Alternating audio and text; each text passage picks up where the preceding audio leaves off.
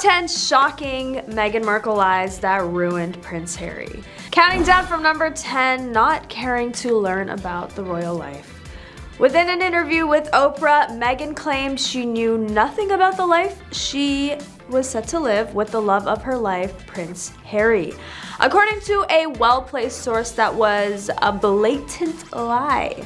Prince Harry and William's private secretary at the time had created an organized folder with information and contacts to help Meghan in this transition into royal life, but clearly she didn't care to learn any of it, and on top of that, accused the palace of not directing her through this journey. Another lie she had orchestrated was about not having her niece invited to the wedding she had said was guidance through the palace, when in reality the press team was desperate for Meghan to have more family and friends at the wedding, but she simply didn't want Ashley exposed to the media.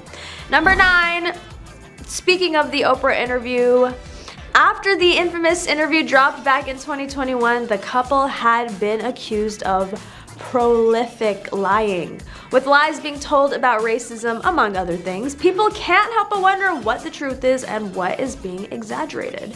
After getting an award for heroism, royal expert Angela Levine has spoken about how they did not deserve it because of the things that were said in the interview. And if you haven't watched it, there have been endless criticism on many things that have happened throughout the interview, from questionable body language to overdramatic recalls of personal situations. Angela brought up how Meghan said she hadn't gotten any help with her mental health, which many were quick to call out by saying that was fake news. I mean, Meghan, how many times do you plan on talking about your life that you so badly want to keep private and to yourself? Number 8, mockery. Meghan mocking royal traditions. Now, as many know, there's a scene in the series that shows Meghan doing an overly dramatic take of the royal curtsy she was to do when she met the Queen. As she's laughing it up, Harry looks uncomfortable and kind of annoyed with the mocking.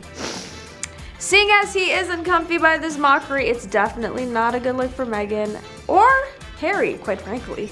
Other than the mockery, there have been several instances where Meghan chose to do what she preferred rather than respecting the rules of the royal family. Meghan's critics would say it was presumptuous of her to think the centuries-old monarchy would suddenly change up its operations because of a newcomer. Meghan's not known to be someone who is going to change herself just to please the people around her.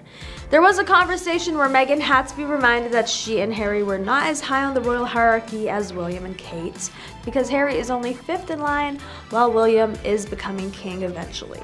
Number 7, breaking protocols. Here is an extensive list of times Meghan simply broke royal protocols. She has worn dresses of a shorter length than other royal members usually wear. The couple's wedding was not on a weekday, which is royal tradition. While on their South African tour, the couple made a request to only be referred to as Harry and Meghan instead of as the royal titles. The two of them are regularly seen showing PDAs such as hugging and holding hands in photographs. She wore Dior to Archie's christening, even though the royal mother typically wears a piece by a Brit designer. The couple announced baby Archie's birth on the gram, even though traditionally the news of a royal baby is shared on a ceremonial easel outside of Buckingham Palace. And it is highly unusual for a royal to do so, but she hasn't worn pantyhose more than once. And there are images of her entering the car before the late Queen too. As tiring as it was to list out all the times Meghan has done something different than what is usually part of the royal traditions or just unofficial rules, it makes us question Meghan's efforts to fit into the royals. A bombshell report shed light on Meghan and Harry's supposed tempers leading up to their wedding day. In an astonishing allegation, the Queen was forced to step in and pull Meghan and Harry in line after Meghan was told she couldn't wear the original tiara she'd picked out from the Queen's collection. Meghan had her heart set on this tiara with emeralds, and Prince Harry hit the roof when they were told it was impossible for her to wear it. As the origins of the tiara couldn't be 100% confirmed, the Queen apparently would not loan it, and it did not go down well. Apparently there was a heated exchange between the Queen and Harry about Meghan not being able to have whatever she wants. The message from the Queen was very much that Meghan needs to think about how she speaks to staff members and be careful to follow family protocols. Number 6, brainwashed prince. Prince Harry has been called an unintelligent man who has been brainwashed by his wife into a rift with the royal family. Royal expert Tom Bower made sensational comments against the Duke and Duchess of Sussex ahead of the release of Harry's bombshell memoir and Netflix docuseries. Tom said Harry is brainwashed would be the politest way of saying it into going along with it. He thinks he has been badly treated, but there's no doubt they are a great threat to the royal family. Harry is a very complicated, depressed, unintelligent man who is seeking a role and really has nobody on whom he could rely, which in the end is where Meghan stepped in. A needy man met a woman who helped him with his needs. The author also claimed that Harry and Meghan were left angry as ever after allegedly being snubbed by the royals at Queen Elizabeth's funeral last September. Number 5, plain victim. Harry's newly formed and deeply damaging anti-royal beliefs are said to be peddled by Meghan, according to some people, including royal author Tom Bower, who said this while speaking to American journalist Megyn Kelly.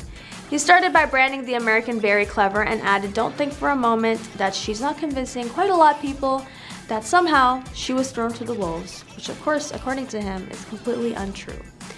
In the first 3 episodes, Harry comes out and says there's the leaking and planting of stories. And if we look objectively at the couple since breaking away from the royal family, who's gotten the better end of the deal?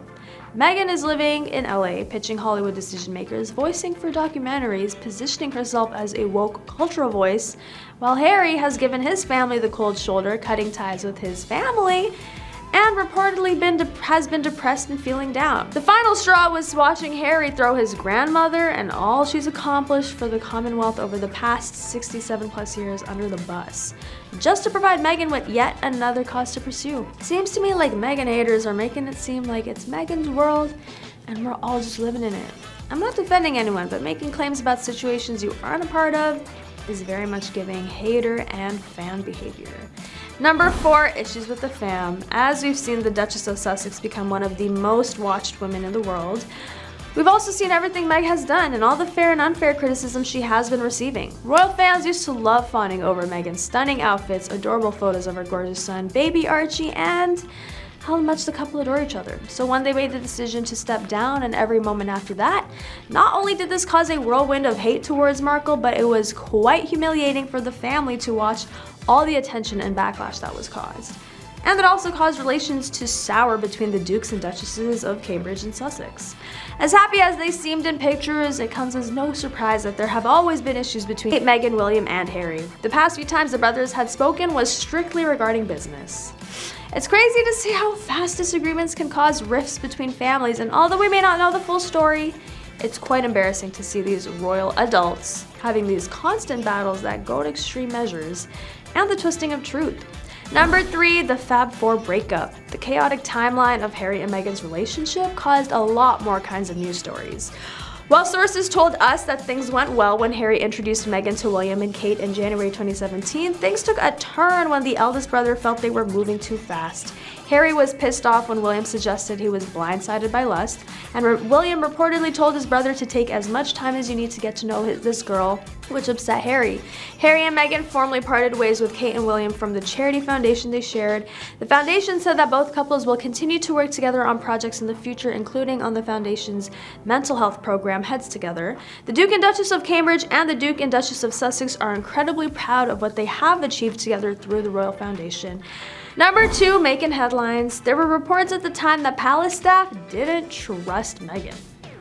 While one staffer reportedly said she comes with a lot of baggage, another employee was allegedly overheard referring to her as Harry's showgirl. Yikes.